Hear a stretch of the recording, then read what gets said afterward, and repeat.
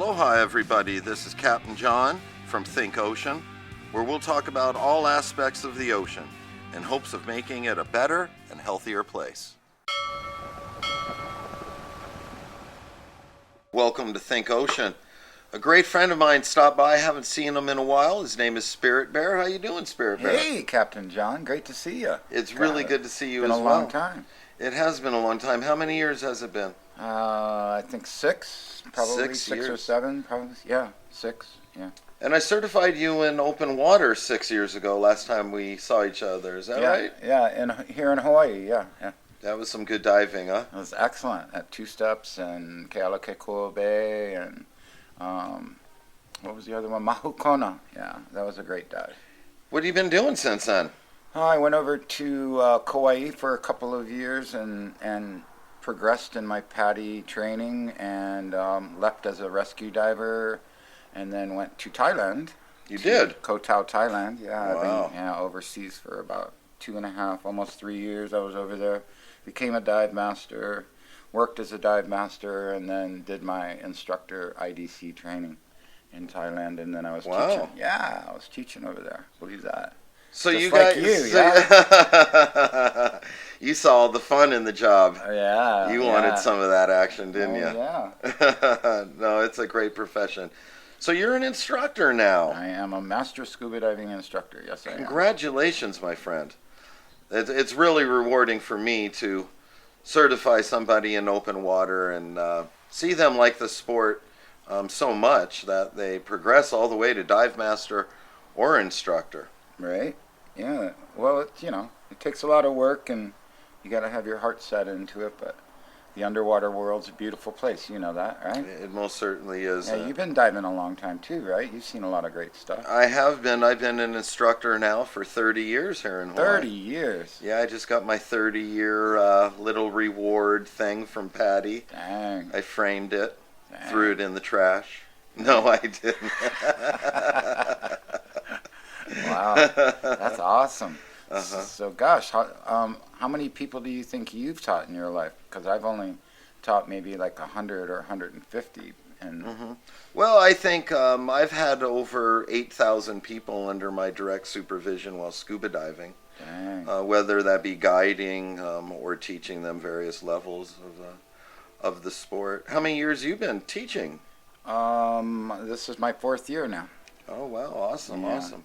So tell me about some of the super exciting things that you saw down in Thailand in the water. I went there once and I was just amazed at the large schools of fish and the coral and the wrecks that they have and all kinds of things. So tell me about some of your experiences down there. Oh, swimming with huge schools of barracuda, great barracuda, when they circle around you is an awesome, exhilarating feeling. Swimming with a whale shark that's the size of a school bus. A whale shark? Yes. Oh, was that really on scuba impressive. or snorkeling? No, in scuba. Mm-hmm. And sometimes you see big schools of batfish or angelfish or bannerfish, and they swim past you, and you're like in their environment. You're not, it's not like being on land. When you're in the water, you're in their house. So it's a beautiful thing. And yeah, I've seen some incredible things under the water. Some of the coral now is dying off. I noticed as I was there that much of the coral is starting to turn white because it's dying due to That's a big problem. due to global warming. Sure, And the ocean's getting worldwide. warmer. Yeah, and it's very sad. And the oceans are No. getting more acidic too. A lot of people don't understand that part. It's not only getting warmer, but the carbons that we're putting into the atmosphere dissolve into the ocean and make the ocean more acidic. And because Right. the coral is limestone, it's calcium carbonate, the acidity of the ocean is making their skeletons brittle and they fall apart. And they can't hold their structure together Yeah. to develop polyps. So, yeah, it's a big issue. It is. We're going to talk about some of those things in future podcasts about global warming and the effect on the ocean when it comes to coral. And we're looking. Nice. Yeah, that will be really It's cool. great. Mhm. People need to know that. They really do. Hey, as a scuba instructor, sometimes you can find yourself in a bit of a situation. For example, the owner wants you to take the boat out and go diving, and the conditions are what we call marginal. Yes, you can do it. Hate to say it, it's usually for the almighty dollar when you have that decision to make. Right. And the owner tells you to go, and you think you can, and you find yourself in some sort of situation where you're guiding people, and you have them under your responsibility in the water, and you have to use your expert training as a scuba instructor to save the day. Have you had any of those? I've had.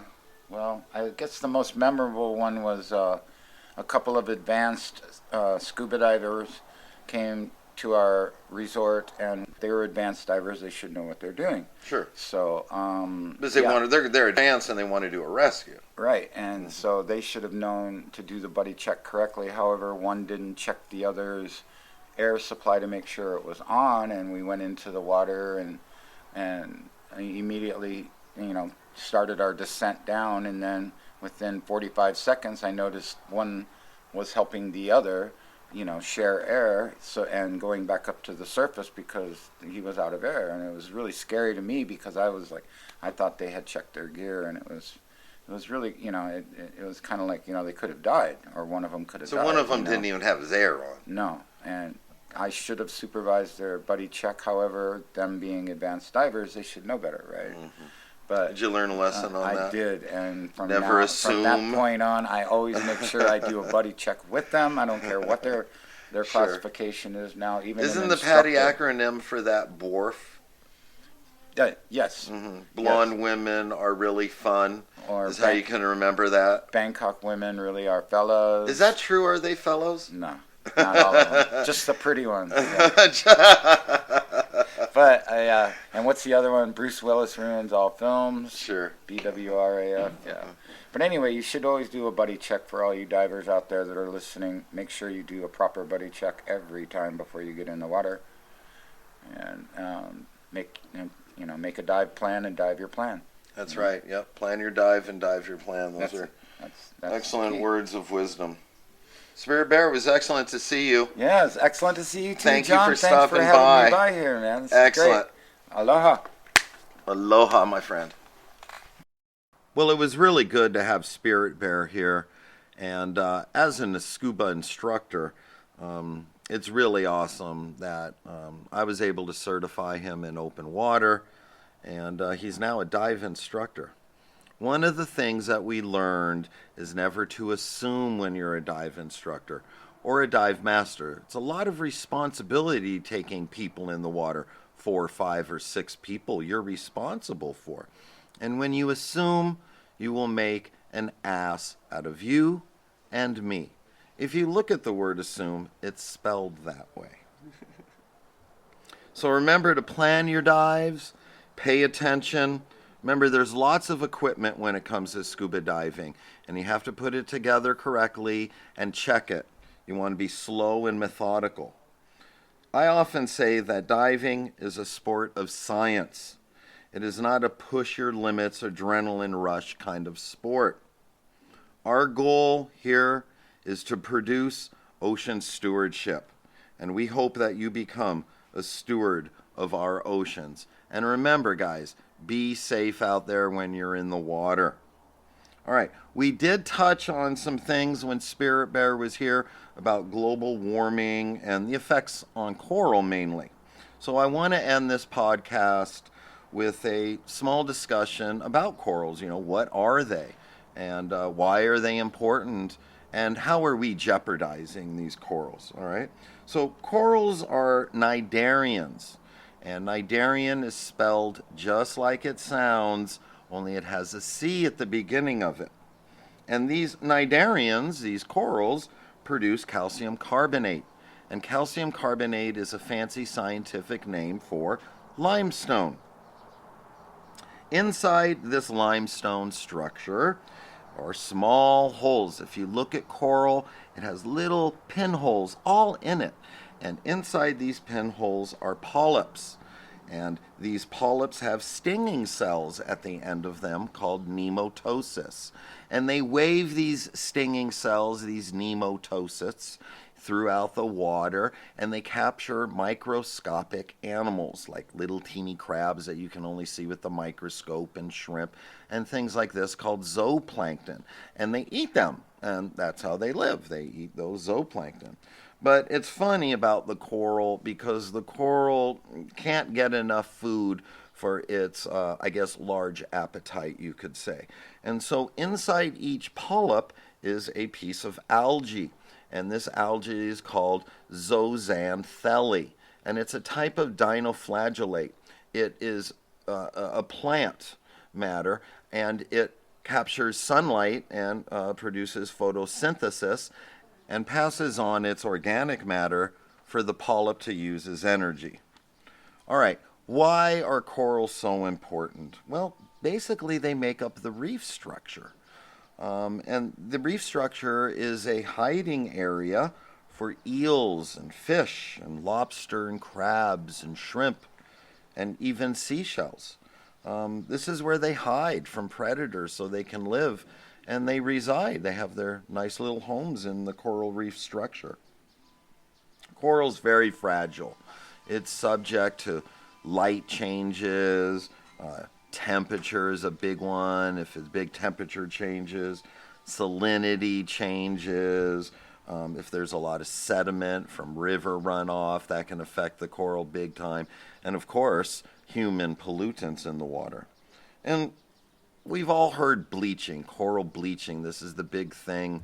The water's getting warmer and all the coral is dying and it's bleaching. Well, what is happening is the coral, the water gets warm, and the dinoflagellate, the zooxanthellae, the algae that is living in the coral polyp hole with the polyp itself, can't photosynthesize. It's too warm for that algae to live, and the coral polyp itself expels the piece of algae, and the coral head becomes white.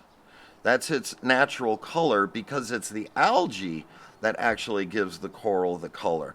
Usually that zooxanthellae is a golden brown color or some sort of greenish color, and that's why the corals have their color. So if the zooxanthellae goes away because the water is too warm, then the coral turns white.